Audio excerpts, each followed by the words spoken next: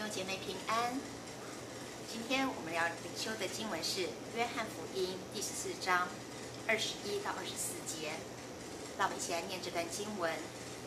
有了我的命令又遵守的，这人就是爱我的。爱我的必蒙我父爱他，我也要爱他，并且要向他显现。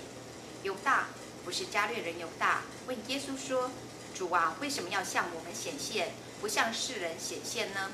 耶稣回答说：人若爱我，就必遵守我的道，我父也必爱他，并且我们要到他那里去，与他同住。不爱我的人就不遵守我的道。你们所听见的道不是我的，乃是差我来之父的道。感谢主，2月份是一个充满爱的季节。今天晚上我们在教会里面也会有情人节的特别聚会。很多人都还会问说，到底爱是什么？特别基督徒，我们可能会问说，我怎么知道我爱神？或者是我怎么知道神爱我呢？这段经节，我相信带给我们每一个人很清楚的解答。这里说到，有了我的命令，这个我就是耶稣。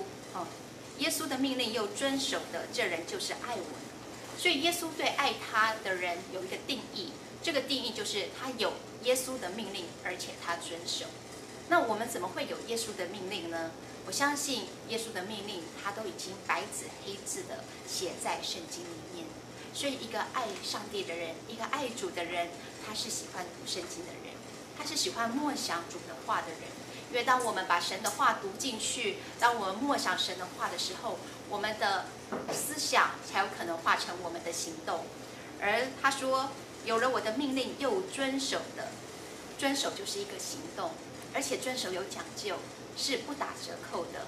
如果说我们只遵守了10%或30%，我想这个就不叫做遵守，这只是部分的遵守。但耶稣说，有了我的命令又遵守的，这人就是爱我的。爱我的人呢，会怎么样呢？爱耶稣的人会怎么样？他说，必蒙我父爱他，我也要爱他。什么叫做必？必就是一定，没有例外。耶稣说，如果有这样的人，他爱我的话语，而且他行道，他不只是喜欢听道，他喜欢思想道，而且他喜欢行道，这样的人必蒙我父爱他，而且我也要爱他，并且要向他显现。很多的人都会想到说，我好希望上帝跟我显现，我好羡慕有耶稣跟我显现的这样一种经历。但是耶稣说，他要向你显现。我想这个显现可能不只是一个形体上的显现，它可能是在各样的环境中间启示你。耶稣有没有可能启示我们？有，耶稣透过各样的环境，透过各样的方式，常常会向我们显现。这个显现可能是你在读经的时候有一段亮光的话语，也有可能是在你在思想神的时候，上帝给你一个启示，而这个启示就成为你生命中间的力量。而这时候呢，犹大并不是卖主的加略人犹大，是另外一个犹大，问耶稣说：主啊，为什么要向我们显现，不向世人显现呢？这好像也是常常很多人的疑问，就说为什么上帝，如果你爱世人，为什么你不向每一个人显现呢？为什么你不向非洲的孤儿，或者是那些贫穷当中或疾病当中的人显现呢？如果上帝真的存在，为什么上帝不到那一些很有需要的人那里对他们显现呢？证明说我存在。这时候耶稣回答说：人若爱我，就必遵守我的道，我父也必爱他，并且我们要到他那里去，与他同住。乍听之下好像耶稣并没有回答这个问题，耶稣只是再一次的重申，一个爱主的人，他的行为是什么？其实我们都想说，如果神爱世人，是的，神是爱世人，但是有没有哪一些人是神特别拣选要向他显现的人呢？有。上帝当然爱每一个人，每一个人都是神所造的，但是神有一些特别的心意，对一些特别的人，他有特别的祝福。这一些人是谁呢？就是遵守主道的人。而这些遵守主道的人，有一个祝福是，不止耶稣爱他，天父也必爱他。而且这时候，耶稣再一次说，并且我们要到他那里去，与他同住。什么是同住？同住就不再只是显现而已，显现可能只是一下子。同住是什么？他住下来了，他与你同在，他不离开。一个爱主话语的人，一个遵行主道的人，上帝要与他同住。上帝要在你的生活中间，在你的工作里面，在你的家庭当中，在你的事业里面，在你的婚姻感情，在你的经济财务，在你的健康，在你的交友，在你的各个方面当中，上帝要与你同在。而反面的来说，不爱我的人就不遵守我的道，你们所听见的道不是我的，乃是差我来支付的道。刚好我们讲一个爱主的人，耶稣会给他一个祝福，就是他要向他显现，甚至他父要与这个人同住。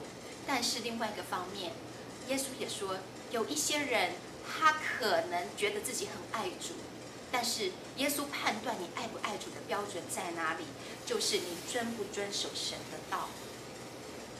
我们可能以为我们爱不爱主的标准在于我们有没有好好的参加聚会，或者是我们有没有把所有我们觉得应该做的事情做完而已。但是耶稣的定义是有没有遵行主的道，而且这个道，他说你们所听见的道不是我的，乃是差我来支付的道。所以我们看到这些道是从天父而来，借着耶稣基督的口他传讲出来。所以今天可能这个道也是透过我们的领袖，透过教会里面，可能是你的区长、你的小组长、你的小家长、你的领袖，帮助你更了解上帝的道。而我们听到这个道的时候，我们的反应是怎么样呢？我们是欣然的接受，我们是把它听进去活出来，还是我们听了就放在另外一边呢？耶稣说，你爱不爱我？你爱我，你会遵守我的道。你有没有爱我？标准在这里。所以好不好，弟兄姐妹，在这个情人节将近的日子，我们说耶稣是我们最大的情人。我们怎么说他是我们的情人？我们如何爱他呢？就是遵守他的道。可能我们都有软弱，可能我们会守得不完全，但是如果我们愿意，上帝就要加添力量给我们，好不好？让我们一起来祷告。亲爱的耶稣，我们向你献上感恩，耶稣谢谢你，因为让我们有听到你话语的机会。主啊，让我们成为一个喜爱道的人，也让我们成为一个行道的人。主啊，帮助我们，让我们在行道的事上结果子，让我们不只是听到，更让我们行道。主啊，我们渴慕，主啊，透过行道更多的认识你。透过行道，我们不只是看到你向我们显现，而且你要与我们同住。主啊，让我们的生命对你的经历更多。透过你的话语，主啊，我们看到原来你是这样又真又活的上帝。求你祝福在每一个弟兄姐妹的身上，主啊，帮助我们都成为爱神话语的人。谢谢主，这样祷告，奉耶稣的名，阿门。